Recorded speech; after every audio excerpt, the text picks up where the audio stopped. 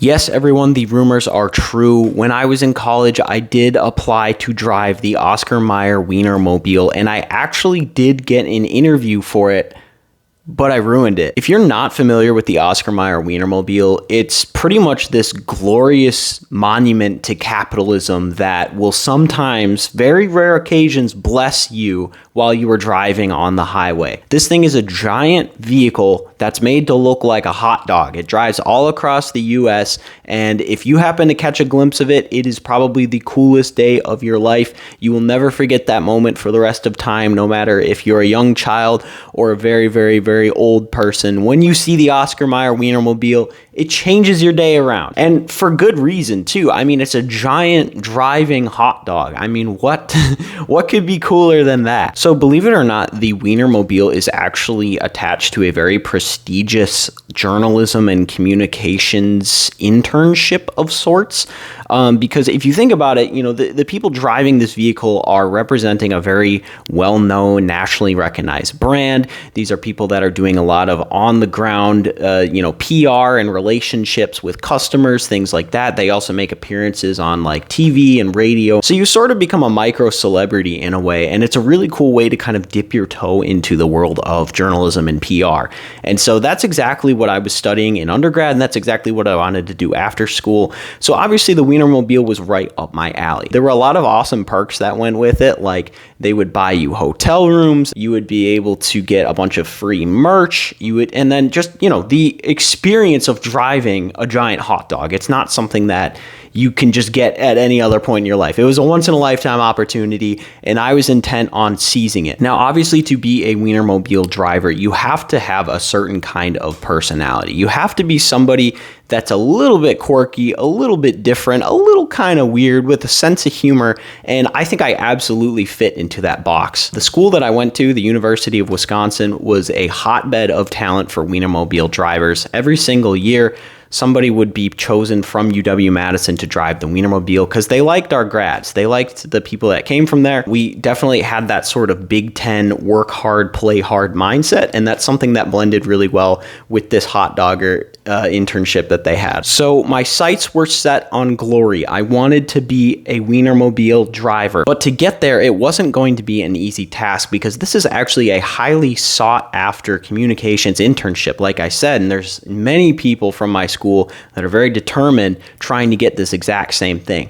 So I pulled out all of the stops. I was very fortunate to know not one, but two former Wienermobile drivers that I was able to speak to before I began this whole process. And I was actually able to get a look at the Wienermobile ahead of time. I got to go walk around inside. I kind of got a behind the scenes look at it. But pretty much the advice that I was given from these people was that you have to somehow distinguish yourself from the crowd. You have to make them believe that you are crazier and wilder than anybody else that's applying for this internship. And so I was prepared to do something a little crazy to show how dedicated I was to get this hot dog. So I actually got the genius idea to go around campus interviewing people. I bought a pack of hot dogs. I took a mic just like this, stuck it into the hot dog, and I went around interviewing people, just complete strangers, asking them why I should drive the Wienermobile. And it was actually the first video I ever posted on this channel. I'll play a couple clips of it here. And what I need you to do is tell Oscar Mayer why I should drive the Wienermobile. You're gonna be the driver? I want to. Yes, I want to be the driver. Well, do you want to drive it? I do want to drive it. I think that's a good reason. Well, look at this guy. He's exudes personality. Actually, I do not know. Because he's got a lot of hot dogs on him. It's ridiculous. Yeah, that's the point. Okay. He's very energetic, outgoing. I'm sure his driving skills are excellent. I hope he's old enough to have a driver's license. He put a microphone into a hot dog. How many people do that? John Hot Dog. He's always there for the people. He's providing, and he loves wieners. Oscar Mayer, hire this guy. It'd be great. I feel like this is your guy. You guys need this guy as a driver. So this is your hot dogger. As you can tell, I was fully prepared to do what it took to become a hot dogger. So the day came where they were having a quote-unquote info meeting for the hot dog. But it was very clear that this was, in a way, a first round interview, because they were like, if you want to drive the hot dog, you have to show up to this. You have to be punctual. They're like, you have to wear business casual. And they took our pictures. They wrote down our names. They were like making very sure they knew who was who at this event. So I came fully prepared. I was completely ready to knock their socks off. And the goal of this info session was to get a call back. So I went into this meeting rearing to go. I was completely ready to knock their socks off. I was going to be a hot dogger. There was nothing that was going to stand in my way. They gave us a brief presentation sort of about the ins and outs of the internship, how it works, and then obviously we got the chance to ask questions, and I don't really remember what I asked, but I was trying to be insightful. I was trying to be engaging.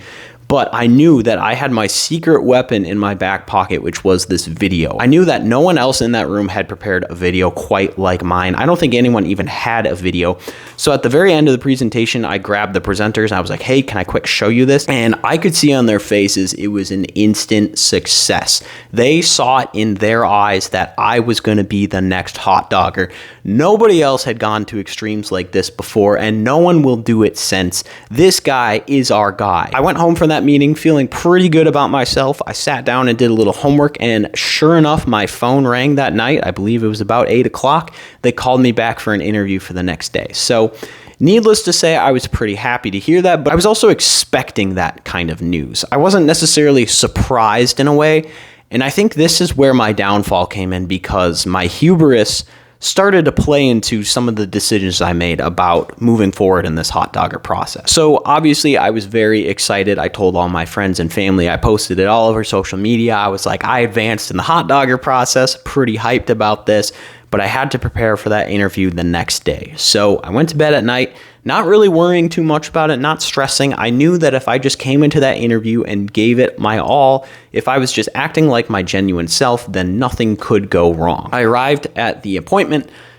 dappered up as always. I had on my nice business casual outfit, and I was ready to impress these guys once again to become a hot dogger. At last, my time came. They called me into the back, and it was me in a room with 3 other interviewers, and we started having a little chat. It sort of began informally, as all interviews do, shooting the breeze a little bit. And I was trying my best to play up an enthusiastic, kind of energetic, maybe a little silly personality. And I think it was going really well. I could feel the energy in the room was good. It was positive. I think at some point we made some kind of remark like, I guess we're friends now, I was really doing what I could to relate to these people, because obviously the personality of the person driving this vehicle is what the selling point is. And I wanted to show them that I had what it took. So obviously we talked about my video, some of the things that I did, and I kind of explained to them how it felt to go around campus holding these hot dogs, interviewing people about it on the streets. It was very similar to the things that you would do on this internship, and I can tell they were eating it up. We then proceeded to the interview questions that they had. They had a couple prepared about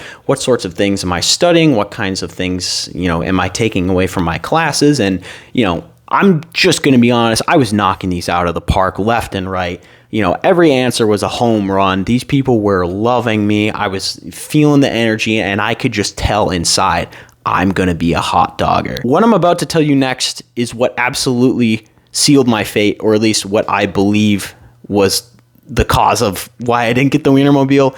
Obviously, I have nothing to prove this with other than my objective experience, but regardless, I'm going to explain what happened. So we got to the end of the interview, and as always, they open it up. They say, do you have any questions for us? And as a smart interviewee, I knew this is not when you ask them, what is the salary? What is, my vacation time? None of that. This is where you impress them by your thirst for knowledge. I was going to prove to them that I had an unsatiable appetite for all things hot dog. I know I asked them at least one question. I forget exactly what the first one was. It was probably something, what are your goals for this position? How can I succeed in this position? And then I decided to get a little creative. Those of you who know me will know that I am a type 1 diabetic, which means I depend on insulin. And so obviously with this role going across the country, that was one of the concerns for me, is how am I going to get my prescriptions? And obviously, managing a chronic disease on a day-to-day basis is pretty difficult. And in addition to this role, I was actually genuinely concerned about how I would manage something like that. So I decided to bring up my chronic disease in my hot dogger interview. In retrospect, that is not the right move. Don't ever do that in an interview.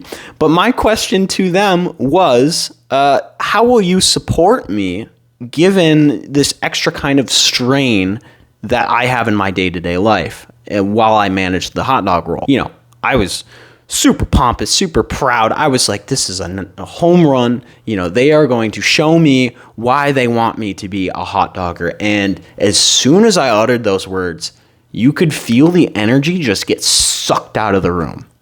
It was like all of that good feeling, all of that, you know, kind of amicable relationship that we had going, sucked out. It was dead energy. And I watched each one of the viewers, each was looking at me, they looked down at their paper, and all three of them made a note on their page.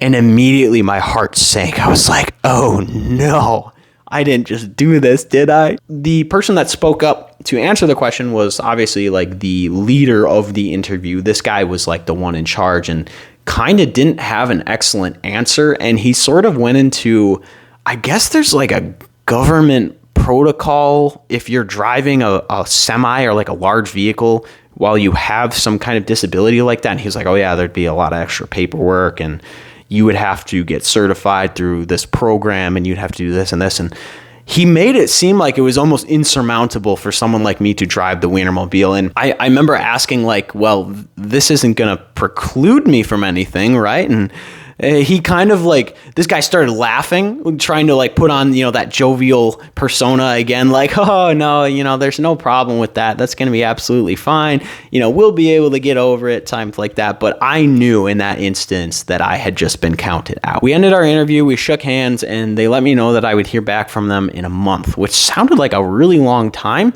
But from what I understood, they were interviewing at different schools across the country over the course of the next few weeks.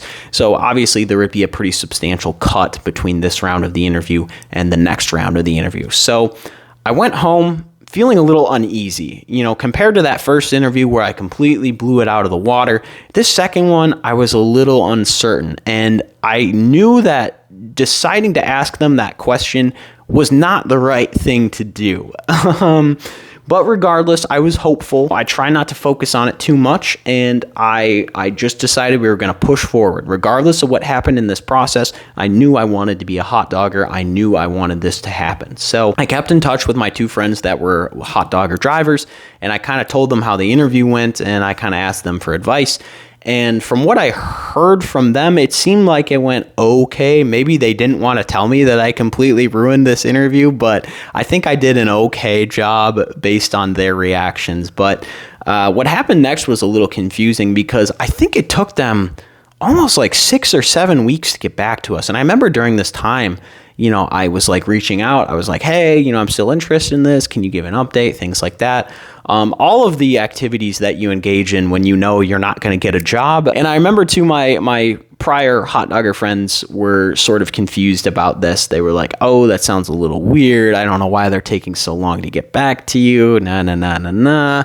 And slowly but surely, the dream of driving the giant hot dog faded in my mind and disappeared before my very eyes. Now, obviously, this is a highly competitive internship, and there are a myriad of reasons why they would have to cut someone from this role. But I did eventually receive a copy-paste email from Oscar Mayer that said I was no longer in consideration for the Wienermobile. And let me tell you, that was a day of mourning. That was a very sad day. It was raining out that day. I dramatically pressed my palm to the window and just looked out as the raindrops were trickling down in front of my face.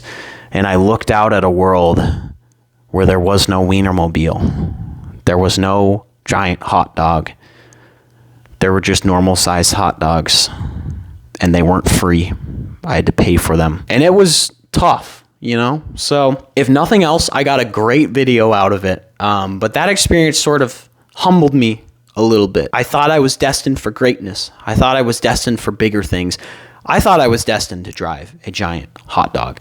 And I realized then that I would never again have the opportunity to drive a comically large vehicle because the deadline had already passed for the peanut Wienermobile, which is like run by Planters. That's kind of like the competitor to the hot dog, which is funny because I didn't initially want to do that one because they requested that you make a video with your application. And I ended up making a video anyway. So I definitely could have put some kind of like peanut twist on my original idea and then gone around campus again interviewing strangers. And then as far as I'm aware, there's only one other opportunity, and that is through LL Bean, and they drive like a giant boot. It's like a literally like a boot that you put on your foot and they like drive it around. But from what I understand, that's like an actual job. And clearly the people that are going to get that job are the ones that have experience doing either the hot dog or the peanut. So I probably didn't have a strong chance of getting that one either. I didn't entirely let the dream die. I did try to apply to be like a campus ambassador for Pepsi. It was like some branch of like an energy drink they had, and it was kind of like a lazy, I think it was like a truck that was like branded with whatever soda beverage this is, and then I would just go around campus and like hand it out to people. I think it didn't pay well. It wasn't nearly as prestigious or cool, but I definitely tried it just for the clout. And then of course I didn't even get a first round interview for that one, so I blew it. I mean, what can I say? I had high ambitions, I had high goals, and then I just came up short when it counted most. I think the important thing to take away from this is that regardless of the outcome, it's always important to follow your dreams.